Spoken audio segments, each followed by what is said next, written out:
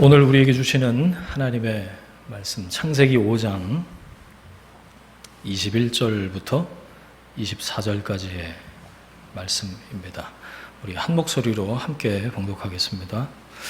에녹은 65세에 무드셀라를 낳았고 무드셀라를 낳은 후 300년을 하나님과 동행하며 자녀들을 낳았으며 그는 365세를 살았더라. 에녹이 하나님과 동행하더니 하나님이 그를 데려가심으로 세상에 있지 아니하였더라. 아멘. 은혜가 흐르고 있습니다 라는 제목으로 말씀의 은혜 함께 나누겠습니다.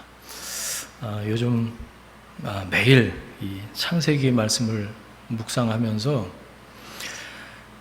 계속 놀라고 있어요. 창세기 한두 번 바뀌었어요. 그런데 여러분과 말씀을 나누기 위해서 또 집중해서 또 은혜를 구하면서 이렇게 말씀을 보니까 하나님이 깨닫게 해주시는 것들이 이렇게 많아요. 왜 그 샘이 이렇게 솟듯이 깨달음, 새로운 말씀, 이게 기로 올려지는데요. 전적인 은혜죠. 근데 동시에 부담이 되더라고요, 제가. 왜냐하면 이 말씀 일단은 내가 먼저 이 말씀 붙들고 살고 또 이 말씀의 은혜를 잘 흘려보내야 될 텐데 이런 마음이 들어서 그렇습니다. 오늘 족보 얘기할 건데요, 여러분.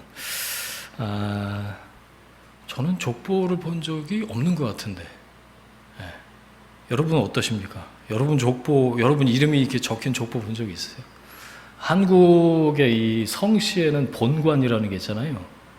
저희 오씨는 본관이 2개인가 3개인가 그런 것 같은데, 무슨 파 몇 대 손인지 혹시 아세요? 여러분이? 그것도 외우고 다니는 사람들도 있던데, 근데 시대가 이제 세대가 갈수록 이 아득해지는 단어가 족보인 것 같아요. 그죠? 이 성경에도요, 이게 족보, 계보 이런 게 심심치 않게 나오는데, 창세기만 해도 여러 군데 나와요. 그런데 그 첫 번째 족보가 이 창세기 5장에 기록되어 있습니다.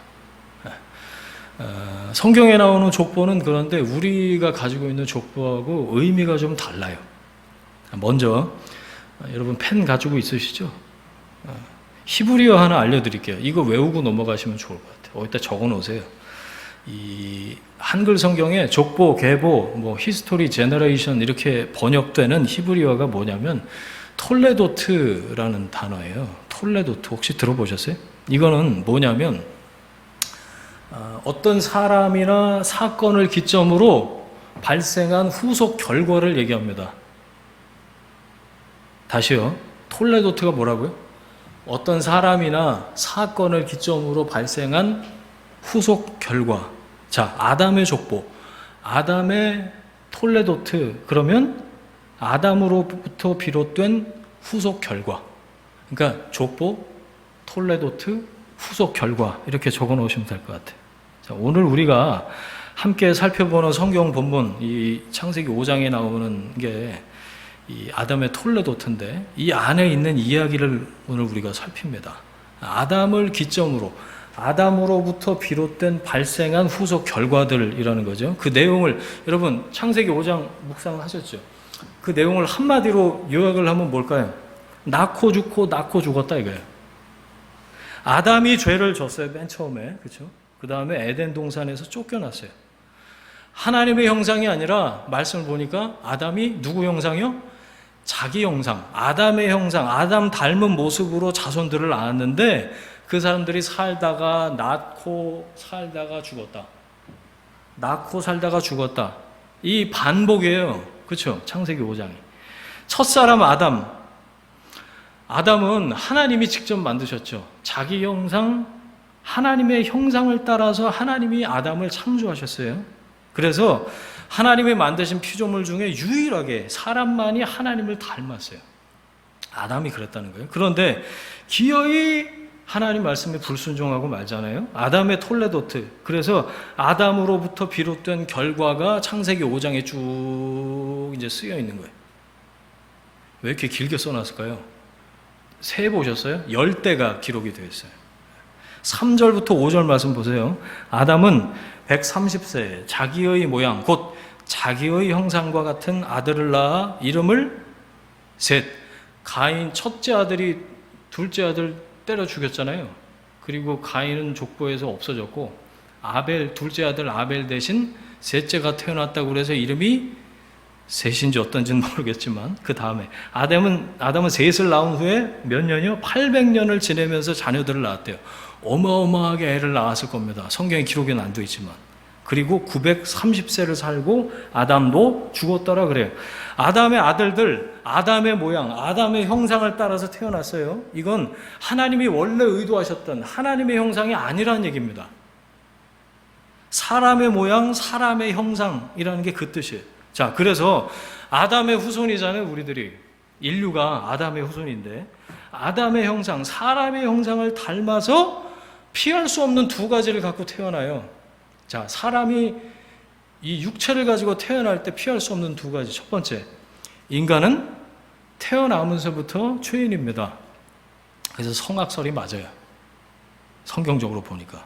자, 두 번째, 인간은 반드시 죽는 존재로 태어납니다. 죽음을 스스로 극복할 수가 없어요. 자, 아담의 뭐요? 톨레도트. 예, 다시 한번 볼까요? 낳고 살다가 죽었다. 평균 수명 보셨어요? 몇 년이죠, 보통? 보통 900살이에요. 지금보다 한 10배는 많이 산 것 같아. 지금에 비하면 엄청 오래 살았죠. 그런데 그러면 뭐합니까? 몇 년을 살았건 1000년 가까이 살아도 모두 죽었다는 거예요. 죽음을 피할 수 없었다는 거죠. 다시 톨레도트라는 말 생각해 봅니다. 아담으로 인해서 생겨난 후속 결과, 누가 언제 죽었다는 기록뿐이에요. 저는 이거 보면서 무슨 생각했냐면 마치 사망자 명단과 같다, 그런 생각했어요. 뭐야, 다 낳고 살다가 죽었던 사람 이름이네. 여러분, 죄인은 반드시 죽습니다. 또 유심히 봐야 될 게 있는데, 이 아담의 첫 아들 가인의 후손하고요, 이 셋의 후손의 계보는 섞이질 않아요. 철저하게 구별됩니다. 하나님은 가인에게 죽임당한 아벨 대신에 셋을 주시죠. 이 셋을 통해서, 셋의 아들이 누구죠? 에노스를 통해서 아담과 하와에게 가죽 옷을 지어 입히실 때 뭐라고 말씀하시죠? 뱀의 머리를 깨트릴 여자의 후손에 대해서 예언해 주셔요. 여자 후손의 족보, 가인이 아니라 셋과 에노스의 족보를 통해서 그 여자의 후손이 태어날 거다. 그걸 예언해 주신 거죠. 어떻게 에노스 때 뭐 했다고요? 비로소 하나님의 이름을 불렀다고 나오죠, 성경에. 하나님의 이름을 부르며 예배를 드릴 계보. 창세기 5장에는 아담의 톨레도트만 있는 게 아니라 하나님이 숨겨놓으신 하나님의 톨레도트가 있는 거예요. 하나님이 이끌어가시는 역사, 하나님에 의해서 발생된 후속 결과물, 하나님의 이야기, 하나님의 구원 이야기, 하나님의 구속사가 이 안에 숨겨져 있는 거죠. 저는 그걸 보고 깜짝 놀랐어요. 여러분들 별로 안 놀라시는 것 같지만 전 놀랐는데, 아담부터 노아까지, 자, 10명의 사람들이 등장하는 족보의 공통점이 뭐라고요? 다 죽었다는 거예요. 결국엔 다 죽었다. 이런 식으로 족보를 길게 10대를 다 카운팅해서 소개하는 이유가 있어요. 필사, 반드시 죽는 이 명단 안에 유일하게 죽음을 보지 않았던 에녹이라는 사람을 부각시키기 위해서 하나님이 이렇게 적어 놓으셨구나, 그런 생각했어요. 모두 다 낳고 살다가 죽는 그 패턴을 피할 수가 없었는데 에녹 혼자 안 죽었어요. 공통점 중에 딱 유일하게 산봉우리처럼 솟아올라 있는 차이점이에요. 5장의 스팟라이트는 에녹을 향하고 있어요. 쫙 해서 비춰주고 있죠. 이 사람 봐라. 그러니까 창세기 5장 보다가 에녹이라는 이 이름이, 이 조명이, 스팟라이트가 딱 펼쳐서 꽂혀서 에녹이라는 이름이 눈에 쫙 들어와야 그게 정상입니다. 여러분 24절 보세요. 에녹이 하나님과 동행하더니 하나님이 그를 데려가심으로 세상에 있지 아니하더라. 이걸 가리켜서 이제 승천이라고 그러는데, 도대체 이 에녹이라는 이 사람은 어떻게 죽지 않았지? 하나님이 왜 데려가셨지? 궁금하지 않으세요?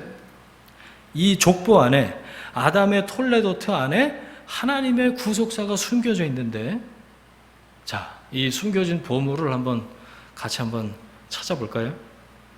자, 다시 5장은 아담에서 시작해서 10대 노아까지를 말해주고 있죠. 죽었더라, 죽었더라, 죽었더라 이런 말이 반복되는 이유는 모든 사람은 다 죽는다. 이게 엄연한 현실이고 죄의 결과다라는 얘기죠.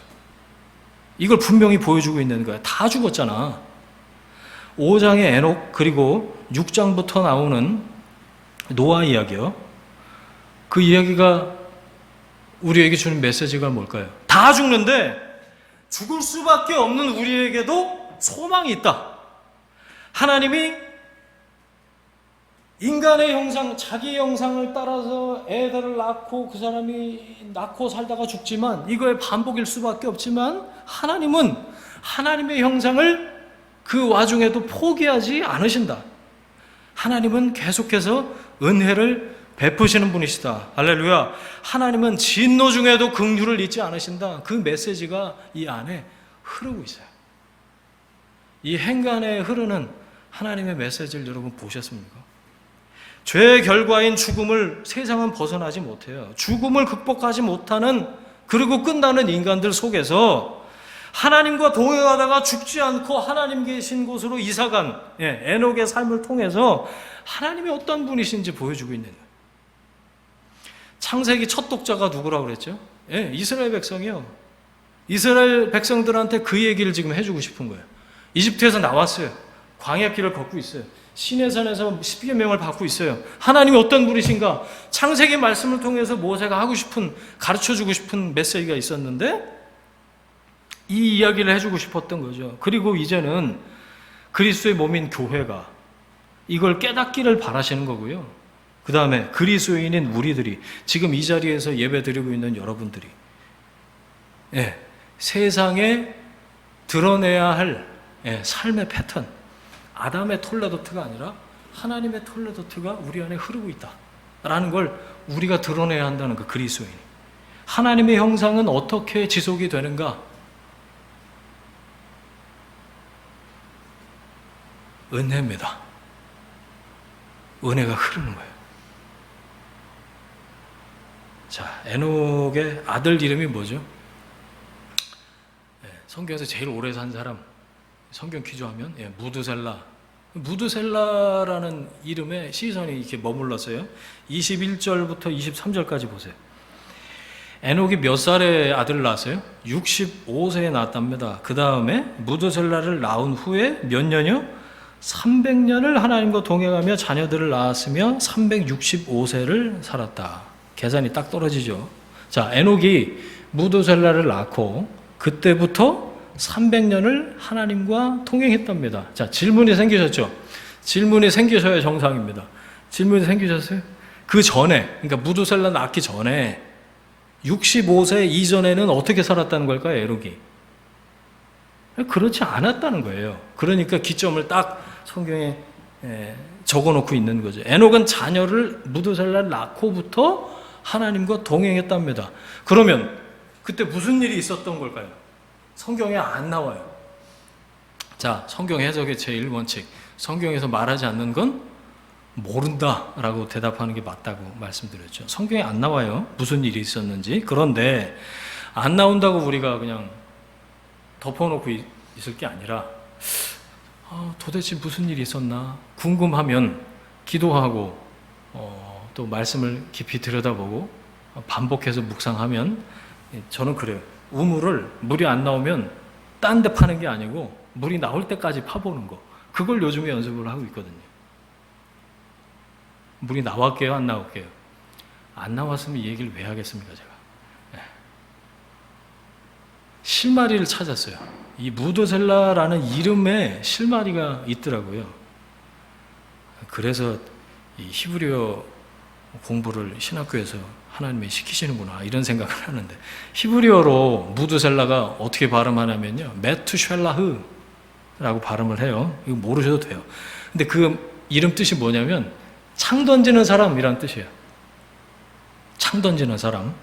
고대 전쟁에서 창 던지는 사람이 무슨 역할을 했을까요? 예, 전쟁의 맨 앞에 선두에 서서 깃발과 같은 역할을 했어요. 창 던지는 사람 메투샬라흐가 죽으면 어떻게 될까요? 전쟁에서 지는 거예요. 나라는 패망. 그 사람 죽으면 심판. 그 뜻이에요. 자, 무드셀라가 뜻하는 게 뭐예요? 그러면 인간에게 장차 닥칠 심판을 예고하고 있는 거죠. 언제 심판이 닥쳤어요? 무드셀라, 라멕, 노아 때 홍수 심판이 일어났잖아요. 심판을 예고하는 이름이 이 무드셀라, 메투샬라흐라는 말이었다는 거예요. 놀랍지 않으세요, 여러분? 자, 세대마다 애들 이름 유행하는 게 있잖아요. 교회에서는 특히 하자, 예자 들어간 이름이 많아요.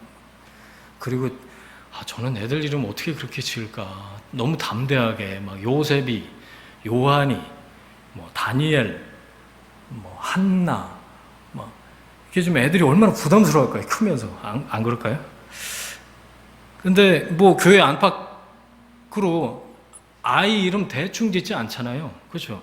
기도하고 특히 생각하고 저한테는 아직 이름 지어달라고 이제 결혼한 커플이 아이 낳을 때 돼서 이름 지어달라고 이런 커플은 없었는데 앞으로 오면 어떻게 해야 되나 그런 생각하고 있어요. 기도하고 생각하고 부모가 이름 좋은 뜻을 다 집어넣어서 이름을 지어주잖아요. 평생 불릴 이름이니까요.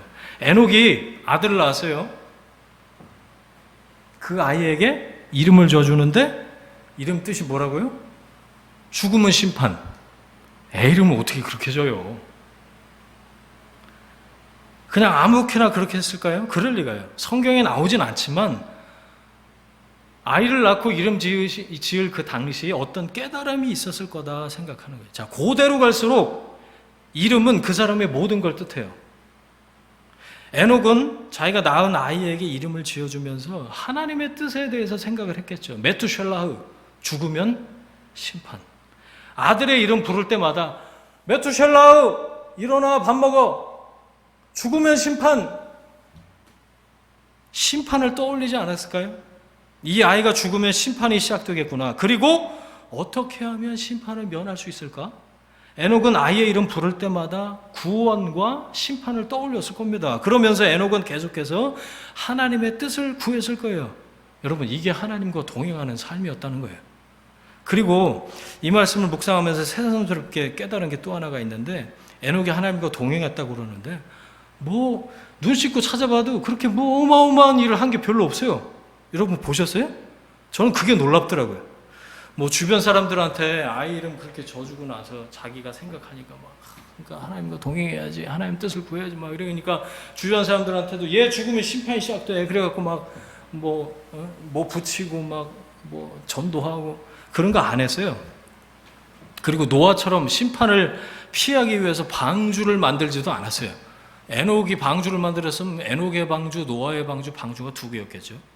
에녹이 한 일이 뭘까요? 성경에 딱 한 줄 나오는데 여느 조상들하고 똑같아요. 자녀를 낳았으며 끝! 애 낳았다는 거예요, 살면서. 희한하다. 하나님과 동행했다고 그러는데 특별하게 완전히 다른 인생을 산 게 아니죠. 딱 하나 다른 점. 일상에서 하나님을 기억했다는 게 달랐어요. 에녹은 하나님과 동행했습니다. 어떻게 해요? 자녀를 낳고 이름을 지어주면서 하나님의 뜻을 구했어요. 하나님을 예배하면서 자녀를 키웠을 겁니다. 그렇죠? 하나님을 생각하면서 아침에 집을 나섰고요. 하나님을 기억하면서 일터에서 일을 했을 거예요. 하나님의 심판과 구원을 생각하면서 귀가했겠죠. 그는 일상을 하나님과 함께 하면서 살았고 하나님이 원하시는 걸 하고자 했을 겁니다. 그렇게 300년 살았을 거예요. 동행, work with God. 같이 걸었어요. 동행은 거창한 게 아니에요. 인생길을 하나님과 함께 걷는 거죠. 아모스 3장 3절에 보니까 두 사람이 뜻이 같지 않은데 어찌 동행하겠으며. 여러분, 뜻이 같지 않으면 동행할 수가 없습니다. 누구하고 여행 가고 싶으세요? 아무리 좋은 데를 가도 뜻이 통하고 마음이 통하고 같이 있으면 편하고 그런 사람하고 여행을 가야지. 안 그러면 머리끄댕이 잡고 싸우다 끝납니다. 뜻이 같아야 동행하는 거예요. 하나님과 동행한다. 여러분, 누구 뜻을 기준으로 맞춰야 될까요? 하나님과 동행하면서 내 뜻을 고집할 수 없습니다. 이게 동행의 비결이에요. 이집트에서 나온 이스라엘 백성들 광야에서 이 훈련 받았어요. 동행 훈련. 저는 민수기 9장에다가 여러분 한번 찾아서 같이 한번 읽어볼까요? 민수기 창출레민신 창출레민 네 번째 권 민수기 9장 21절 23절 함께 찾아서 보겠습니다. 제가 읽을게요. 혹시 구름이 저녁부터 아침까지 있다가 아침에 그 구름이 떠오를 때에는 그들이 행진하였고 구름이 밤낮 있다가 떠오르면 곧 행진하였으며 이틀이든 한 달이든 1년이든 구름이 성막 위에 머물러 있을 동안에는 이스라엘 자손이 진영에 머물고 행진하지 아니하다가 떠오르면 행진하였으니, 자, 머릿속에 광경이 펼쳐지시죠, 여러분? 곧 그들이 여호와의 명령을 따라 진을 치며 여호와의 명령을 따라 행진하고 또 모세를 통하여 이르신 여호와의 명령을 따라 여호와의 직임을 지켰더라. 아멘. 이 말씀을 가만히 보세요. 자, 그리고 여러분이 이 민수기 속으로 들어가는 거예요. 여러분이 이들 중에 한 명이었다고 생각하시는 거예요. 그리고 보세요. 어땠을까요, 여러분? 어떠셨을 것 같아요? 제가 한번 생각해 볼까요? 여러분, 구름 기둥이 성막 위에 머물러 있어요. 머물러 있으면 이 말씀 그대로예요. 이틀이고 사흘이고 한 달이고 1년이고 거기 있어야 돼요. 구름 기둥이 있으니까. 그러면서 그 기둥 잠잠히 쳐다보는 거예요. 그게 동행이에요. 구름 기둥과 함께 움직이는 거, 이게 이스라엘이 받아야 될 동행 훈련이었습니다. 나는 더 있고 싶어요. 거기가 특별히 좋아서 어쨌는지 모르겠는데 여기가 다른 데보다 나아 보여. 그래도. 하지만 구름 기둥이 움직이면 어떻게 하죠? 두말하지 않고 침수하는 거예요. 나는 가고 싶어. 여기가 이상하게 마음에 안 들어. 그래도 불기둥이 머물러 있으면 입 닫고 잠잠히 기다리는 겁니다. 어디로 가냐고 물어볼 것도 없고요. 어디로 가자고 제안할 수도 없고 주장할 것도 없습니다. 여러분, 동행이요. 그 단어가 주는 뉘앙스만큼이나 낭만적인 게 아니에요. 동행 그러면 무슨 들판에 이렇게 나무가 이렇게 강변을 쫙 둘이 손잡고 여러분, 성경에서 말하는 동행은 물론 이제 마지막에 가면 그런 이미지가 있지만 그렇게 낭만적인 것만은 아니에요. 왜? 하나님과 함께 걷는 건 철저하게 수동적이 되지 않고는 걸을 수 없는 것이기 때문에 그렇죠. 믿음이 전제되지 않으면 불가능한 일이에요. 아니, 뭘 믿고 구름 기둥이 멈추면 멈추고 가면 가고 그래요. 그죠? 하나님이 인도하시는 길이 내 인생의 가장 좋은 길, 선한 길, 베스트 웨이다. 그걸 믿고 가는 거죠. 믿고 멈추는 겁니다. 그게 동행이에요. 에녹은 300년 동안 하나님과 동행했다고 그래요. 그게 일상이었다는 거예요. 아까 말씀드렸죠. 메투셀라! 그만 놀고 들어와서 밥 먹어. 메투셀라! 죽으면 심판! 공부 좀 해! 학원 안 가? 메투셀라! 그때 학원 없었을까? 아들 이름 부를 때마다 하나님의 심판을 떠올렸을 거예요. 그러면서 동시에 구원을 기다렸을 겁니다. 그 믿음으로 하나님께 나아갔어요. 하나님과 점점 300년 지나면서 점점 가까워졌겠죠. 여러분, 가까워지면 알게 되는 게 뭐죠? 그 사람의 마음을 헤아리게 돼요. 하나님의 뜻을 헤아리게 돼요. 하나님은 당신을 가까이 하는 사람을 가까이 하십니다. 그래서인지 하나님은 어느 날 불쑥 에녹을 데려가 버리세요. 너 오늘 나랑 같이 가자. 그래서 하나님이 계신 곳으로 이사시켜 버리셨어요. 에녹을. 히브리서 기자가 하나님이 왜 에녹을 데려가시는지 이렇게 설명하고 있어요. 히브리서 11장 5절이에요. 한번 찾아보세요. 히브리서 11장 5절. 믿음으로 에녹은 죽음을 보지 않고 옮겨졌으니 하나님이 그를 옮기심으로 다시 보이지 아니하였느니라. 여기까지 이제 앞에 나오는 얘기고요. 그 다음에 히브리서 기자가 뭐라고 그러냐면 그는 옮겨지기 전에 하나님을 기쁘시게 하는 자라 하는 증거를 받았느니라. 에녹은 하나님이 보실 때 기뻤다는 거야. 하나님이 야 내가 너 보니까 참으로 즐겁구나, 기쁘구나, 내 마음에 흡족하구나, 너만큼 내 마음을 알아주는 사람이 없구나. 다들 낳고 살다가 죽고 낳고 살다가 죽고 그 아담의 톨레도트 안에서 그냥 인간이 어쩔 수 없는 그 굴레 안에서 죽어가고 끝나는데 너는 아들 이름을 그렇게 짓고 그 300년 동안 나와 동행하면서 내 마음을 아는구나. 하나님이 보실 때 하나님을 기쁘시게 하는 사람이라는 증거를 받았대요. 그래서 옮겨졌다는 거죠. 죽음을 보지 않고 심판에서 구원으로 옮겨졌습니다. 사망에서 생명으로 옮겨졌어요. 저는 이 대목을 묵상하면서 예수님이 떠올랐어요. 요한복음 5장 24절 내가 진실로 진실로 너에게 이르노니 내 말을 듣고 또 나 보내신 이를 믿는 자는 영생을 얻었고 심판에 이르지 아니하나니 사망에서 생명으로 옮겼느니라. 예수님이 우리를 사망에서 생명으로 옮겨주시기 위해서 오셨잖아요. 예수님의 말씀을 믿고 예수님을 이 땅에 보내신 하나님을 믿는 사람은 영생을 이미 얻었습니다. 사망에서 생명으로 옮기셨다.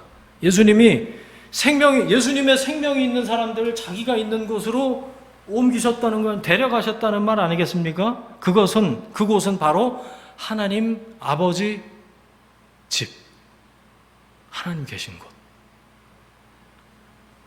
요한복음 14장 예수님의 고별 설교에 이런 말씀이 있어요. 너희는 마음에 근심하지 말라. 하나님을 믿으니 또 나를 믿으라. 내 아버지 집에 거할 곳이 많도다. 그렇지 않으면 너희에게 일렀으리라.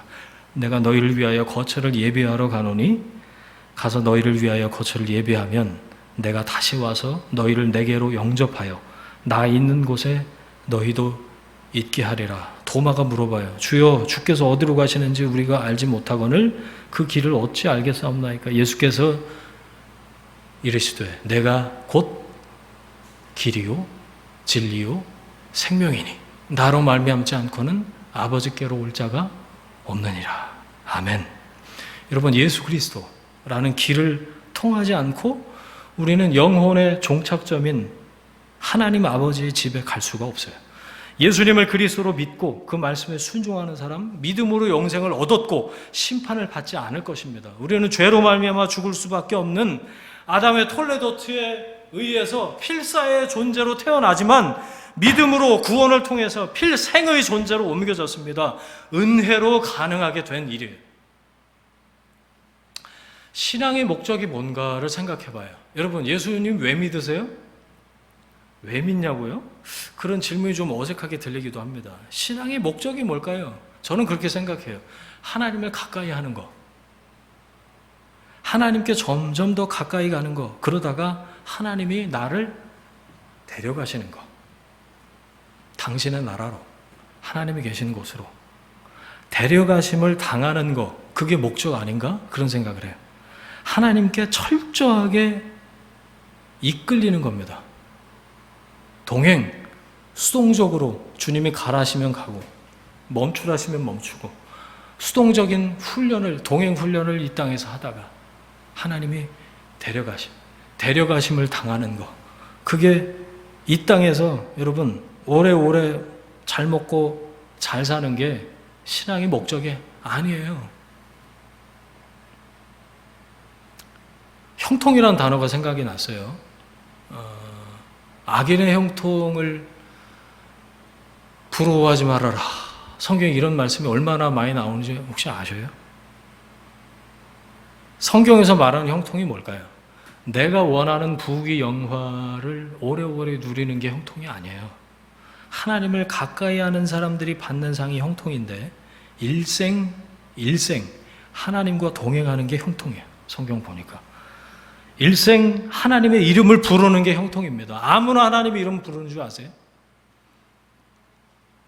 무슨 일이건 하나님을 먼저 기억하고 하나님과 함께 하는 것, 하나님의 시각으로 하나님의 시선으로 해석할 수 있는 것, 하나님이 함께 하심 그것을 기억하는 것, 그것을 경험하는 게 형통인 줄 믿습니다.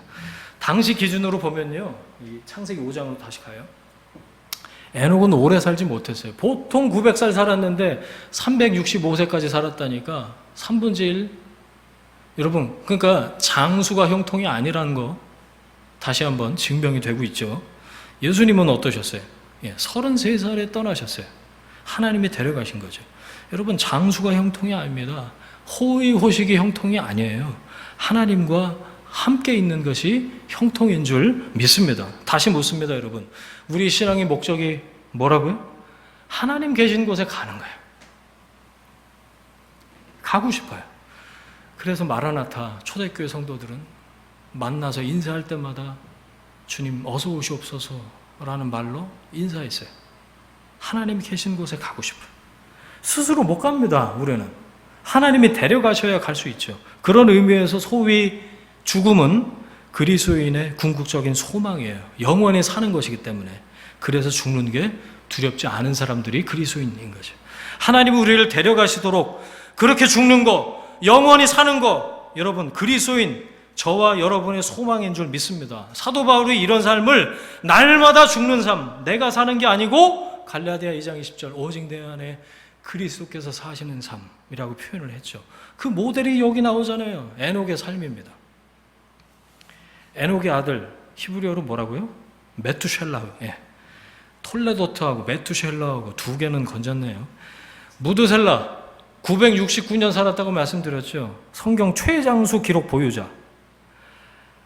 저는 이것도 생각하면서 무슨 생각을 했냐면 하나님이 심판을 늦추고 계시는구나. 최대한 하나님이 심판을 늦추고 계시는구나. 그런 생각도 했어요. 그 자신이 무드셀라 그 자신이 이 땅에 사는 것 자체가 하나님의 메시지였을 거라는 거죠. 무드셀라는 그의 손자 노아가 방주 만드는 모습을 봤을 겁니다. 연대로 보니까. 자, 노아의 방주 이번 주 내내 이제 노아의 방주 우리가 창세기 말씀 통해서 묵상을 하게 될 텐데 두 가지 메시지가 있어요. 방주에는 심판이 다가온다. 또 하나 구원이 주어졌다. 심판이 다가오고 있지만 여전히 하나님은 은혜 베푸는 것을 중지하지 않으시고 구원을 주신다. 방주는 그래서 여러분 심판 얘기가 아니고요. 구원 얘기입니다. 그 안에서 그걸 발견할 수 있어야 돼요. 아브라함 하나님한테 뭐라고 기도하죠? 소돔과 고모라 앞에서 하나님 의인 10명만 있어도 이 소돔과 고모라를 멸하시겠습니까? 라고 물어보죠. 하나님의 심판을 멈추어 달라는 간절한 간구였어요. 아브라함이 그 중보기도 중재자로 하나님과 그 소돔과 고모라 사이에 서서 그런 기도를 했죠.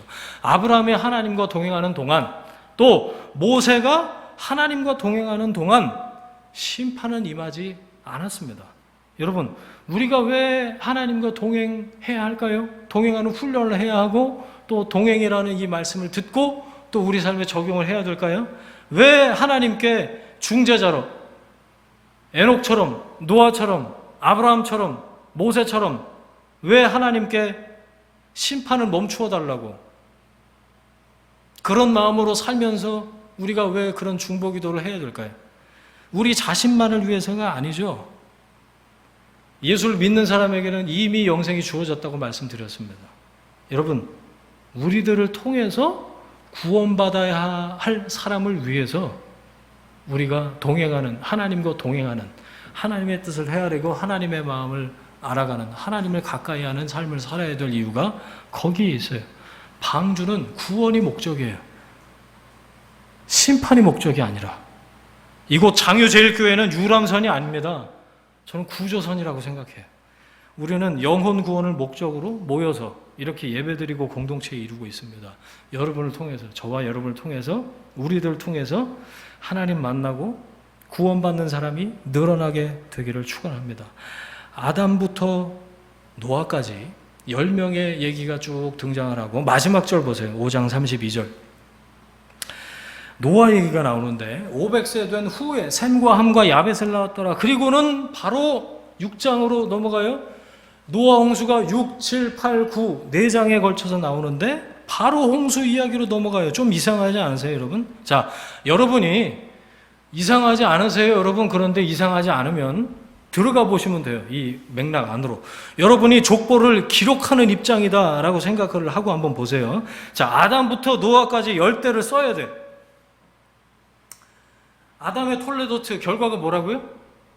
낳고 살다가 죽었다고요. 그러면 노아까지도 통일성 있게 적어서 완결을 해놓고 그 다음 홍수 얘기가 6장에 딱 스타트가 돼야 그게 상식 아니겠어요? 그죠? 그런데 뜻밖에도 이 족보를 끝내기 전에, 그러니까 노아가 죽었다는 얘기가 나오기 전에 홍수 얘기가 시작이 돼요. 그리고 9장 보세요, 여러분. 9장 마지막 절, 9장 28절, 29절 보니까 홍수 후에 노아가 350년을 살았고 그 나이가 950세가 되어 죽었더라. 이게 뭐냐면 창세기 5장 이 아담의 톨레도트의 결론이 9장 마지막에 쓰였어요. 그 사이에 홍수 이야기가 껴있는 거예요. 이유가 뭘까요? 이유가 있으니까. 이유가 뭘까요? 아담의 톨레도트, 아담으로부터 비롯된 후속 결과 모두 죄 때문에 죽었다. 그건데 누가 스팟라이트를 받고 있다고요? 하나님과 동행함으로 죽지 않은 에녹을 부각시켜. 여기 봐라! 은혜가 흐르고 있다. 심판 와중에 하나님의 구원은 끊이지 않고 하나님의 구원이 임하신다. 그것처럼 모두가 죽은 홍수 심판 중에서도 살아남은 하나님과 동행한 노아를 부각시키기 위해서 저는 그렇게 생각해요. 5장이 9장 마지막 절에 끝나고 있다. 아, 두 사람에게 하나님이 이 스팟라이트를 비추고 계시는구나. 우리가 성경 보면서 에녹과 그래서 노아를 묵상을 하는 거죠. 창세기 6장을 보면 노아가 홍수 심판을 면한 그 이유도 이렇게 쓰여있어요. 6장 9절 보세요. 이게 노아의 족보다. 노아는 뭐요? 의인이고 당대의 완전한 자고 하나님과 동행했다. 그렇게 쓰여있죠. 에녹과 공통점이 뭐죠? 하나님과 동행했다.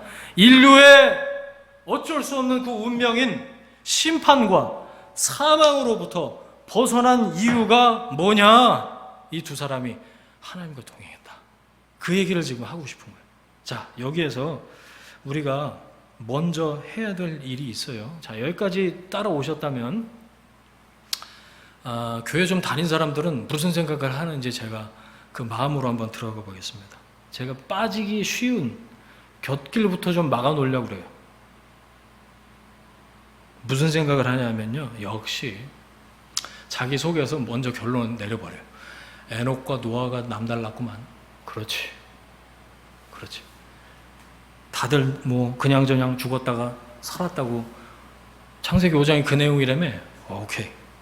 근데 저 두 사람은 믿음을 지키고 말씀에 순종해서 하나님과 동행해서 심판을 면하고 사망에서 뭐 제외됐다지. 나도 열심히 하나님과 동행해야지. 그러면 좋은 일 있을까?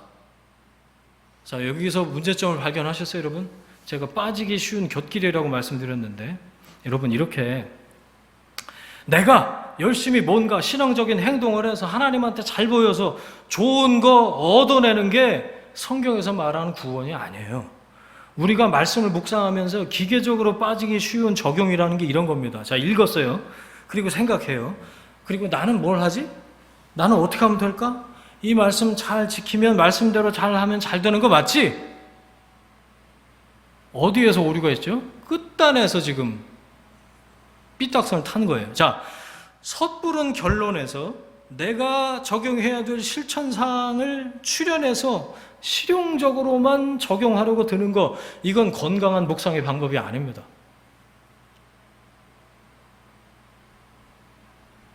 성경은 윤리 교과서가 아니에요. 착하게 사십시오. 선하게 행동하면 좋은 일이 생길 겁니다. Heaven helps those who help themselves. 하늘은 스스로 돕는 자를 돕습니다. 성경에 안 나와요, 그런 말. 착하게 살면 구원받아요? 여러분, 구원론이 처음부터 잘못된 거예요, 그거는. 말씀대로 잘 따라서 살면 좋은 일 생긴다, 잘 된다, 잘 풀린다, 건강한다, 형통한다. 아니라고요, 여러분. 말씀은 그걸 가르치기 위해서 쓰여있는 게 아니에요. 하나님의 말씀을 대할 때 가장 우선되는 거 말씀드립니다.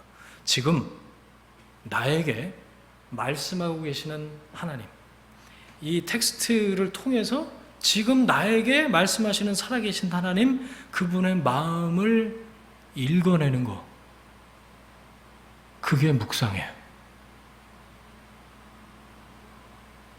차이가 있잖아요, 여러분. 성경에 기록된 이 말씀을 지금 나에게 말을 걸어오시는 인격적인 하나님이, 하나님의 그 마음이 담긴 이야기로 듣는 훈련이 필요한 거예요. 그래서 귀를 열고 듣는 훈련이 그래서 필요하다는 거예요.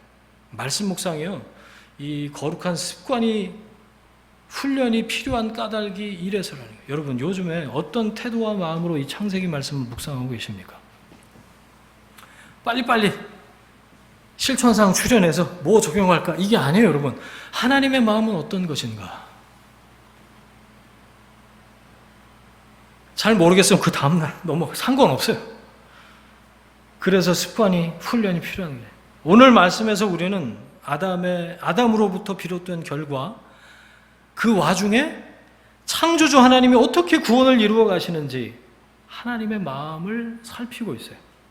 에녹과 노아가 하나님과 동행해서 사망과 심판으로부터 벗어난 게 아니다라고 말씀을 드렸어요. 잘 기억하세요, 여러분.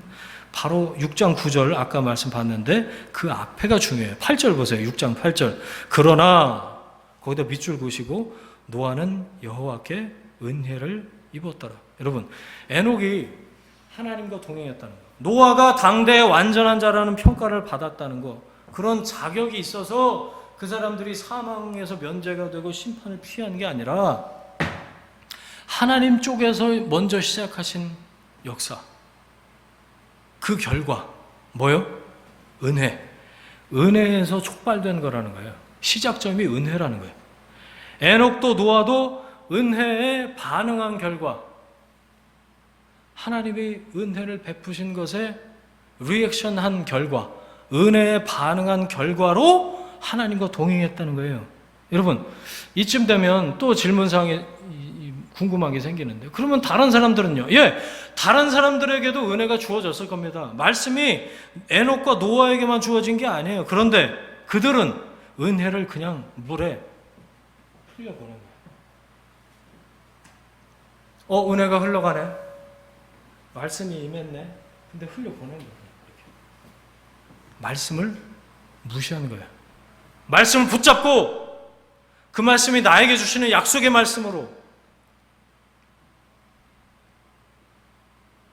그렇게 한 게 아니라 하나님이 주신, 아담에게 주신 선택권, free will, 자유의지, 그 선택권을 자기를 위해서만 사용을 한 거죠. 말씀을 붙잡고 자기를 부인하고 하나님의 은혜에 반응하고, 이게 아니라, 여러분, 그래서 죽음은 하나님의 형상, 하나님의 말씀이 아니라 자기 형상, 자기 욕심을 따라서 산 사람들의 결과가 죽음이라는 거죠. 에녹과 노아가 특출나서 남달라서 구원 얻은 게 아니라 하나님께서 말씀하시고 하나님께서 개입하시고 하나님께서 은혜를 베푸시는 것에 믿음으로 반응했다는 거죠. 에녹이 어떻게 구원을 얻었을까요? 어떻게 죽지 않고 승천했지? 그 복은 어떻게 하면 받지? 거기에 우리의 질문이 꽂혀 있으면 안 돼요. 노아는 또 뭐가 그리 특별하고 남달라서 완전하다고 그랬을까? 그게 아니라는 거죠. 그게 아니라는 거죠. 오직 그분의 사랑이 원인이 되는 거예요. 하나님의 사랑이 원인이 되고, 그래서 하나님이 계속 개입하시고 은혜를 베푸시는 그 하나님의 마음, 하나님의 뜻을 이루어 가시는 그 하나님의 모습을 에녹과 노아에게서 우리가 발견합니다. 하나님의 형상을 포기하지 않고 계신 하나님, 이게 우리에게 가장 큰 은혜죠. 포기하지 않으시는 하나님의 은혜의 말입니다. 여러분,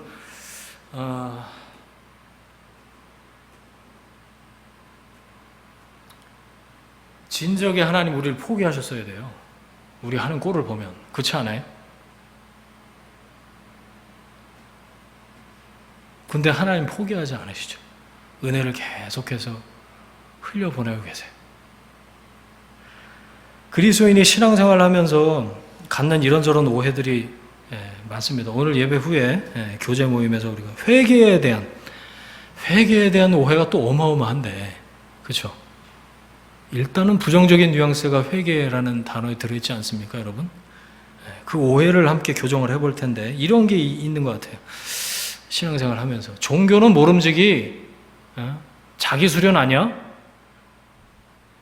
종교는 윤리와 도덕이 갖는 이상을 추구하는 거라고 생각을 해서 자기 채찍질하고 가다듬고 이게 예수 잘 믿는 거라고 생각해요. 아유, 거룩해야지. 그것도 못해. 예수 몇 년 믿었냐? 스스로한테 그러는 거예요. 어이구, 또 죄졌냐? 사단의 정죄가 아니고 자기가 자기를 정죄해. 회개 기도할 때마다 막 자기 자신을 저 지하 몇 층에 그냥 가둬둔 거예요. 아이고 인간아 그러면서 은혜가 있으면 뭐하노? 그렇게 죄를 짓고 또 짓냐? 네가 사람이냐? 자기가 자신한테 그런다고요. 여러분 이게 뭐냐면 회개에 대한 뿌리 깊은 오해입니다. 신앙에 대한 오해가 있어요. 자기 수련이, 자기 참선이, 자기를 가다듬고 자기 채찍질하는 게 거룩함으로 나아가는 길이라고 오해하고 있는 거예요. 우리가 신앙적인 헌신과 열심을 내는 거 당연한 반응이어야 하지만 그것이 모든 것의 원인으로 작용하는 건 아니라는 거예요. 잘 따라오세요. 설교 다 거의 끝났어요. 이게 다른 종교와 근본적으로 다른 지점이에요. 내가 얼마나 가치가 있나, 내가 얼마나 쓸모가 있나, 이게 하나님과 나와의 관계를 성립시켜주지 않아요. 내가 저 사람들보다 나아서 하나님이 나를 자녀 삼으신 게 아니잖아요. 그렇죠? 하나님께서 일방적으로 무한하신 하나님의 사랑으로부터 기준점이 돼서 시작이 된 거예요. 하나님은 일방적인 은혜로 나를 찾아오셨어요. 그래서 나를 자녀로 삼으셨죠. 그게 근거가 되는 거예요. 그래서 자녀다운 수준으로 자녀답게 만들어 가시는 그 과정에서 신앙적인 실천이 나오는 거죠. 자, 다르죠? 시작점이 다른 거예요. 출발점이 다른 겁니다. 그래서 기독교는 종교가 아니에요. 하나님의 은혜에서 시작이 됐기 때문에.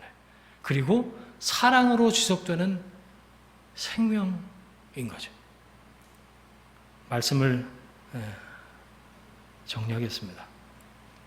아까 말씀드렸다시피 하나님은 우리를 우리의 값어치만큼 대우하지 않으시죠. 여러분 얼마짜리 같으세요? 예전에 그 극동방송에서 나온 성경 공부 교재 중에 예수님짜리라는 교재가 있었는데 참 좋은 교재였던 걸로 기억이 나요. 우리가 얼마짜리냐?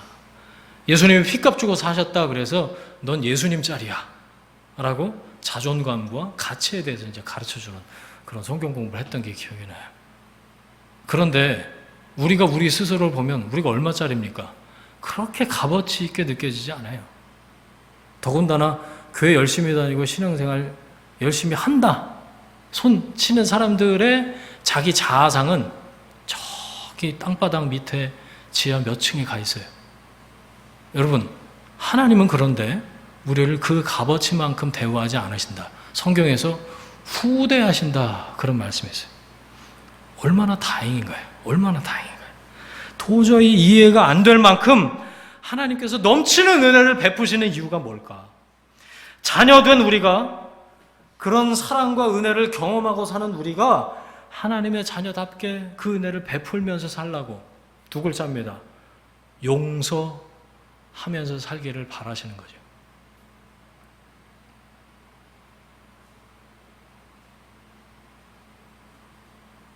용서하면서 살기를 기대하시는 거예요.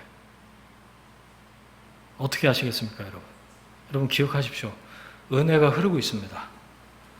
위로부터 은혜가 임해요. 하나님의 형상은 은혜로만 이어집니다. 그 은혜를 우리가 기억하고 그 은혜를 우리 삶에서 경험하고 그렇게 사는 사람이 하나님과 동행하는 사람이에요. 그 은혜를 또 다른 사람에게 흘려보내는 게 하나님과 동행하는 삶입니다. 오늘 말씀 통해서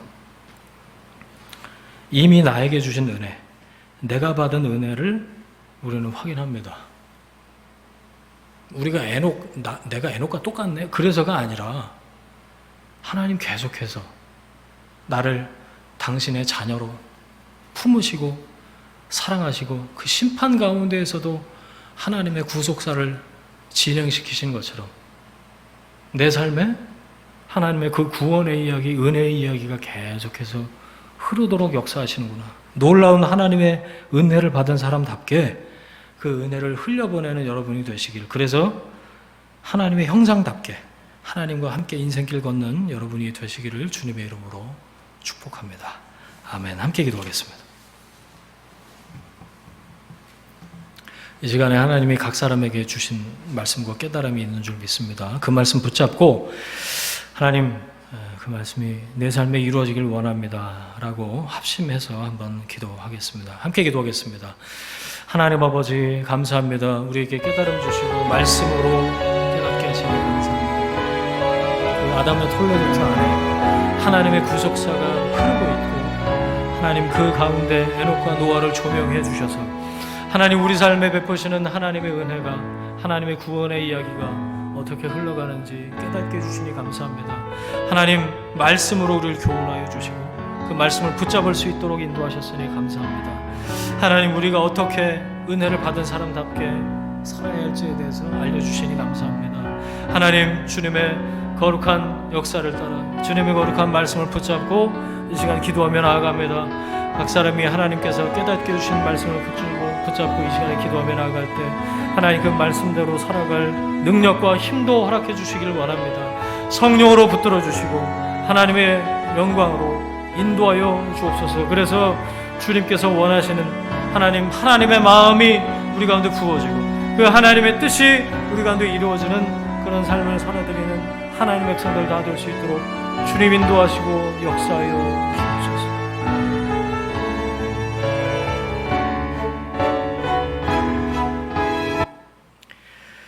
이제는 우리의 주인 되신 예수 그리스도의 은혜와 하나님 아버지의 사랑하심과 성령님의 동행하심이, 놀라운 하나님의 은혜를 기억하고 하나님의 형상답게 그 은혜를 흘려보내면서 살기를 다짐하는 하나님의 사람들 위에, 그들의 일터와 가정과 자녀들 위에 지금부터 영원까지 함께 하시기를 간절히 축원하옵나이다.